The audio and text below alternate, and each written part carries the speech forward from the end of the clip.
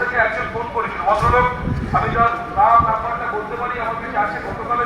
ওনার সাথে কথা বলার পরে আমি আমাদের হেলথ ডিপার্টমেন্টে আমি জানাই, আমাদের এক্সিকিউটিভ ম্যাডাম আছেন, আমাদের মাননীয় মেয়র মহাশয় অতীন ঘোষকে ফোন করার পরে কি বলতে আপনি নেই, উনি কলকাতায় বাইরে আছে, তো উনি ব্যবস্থা করে দিচ্ছেন।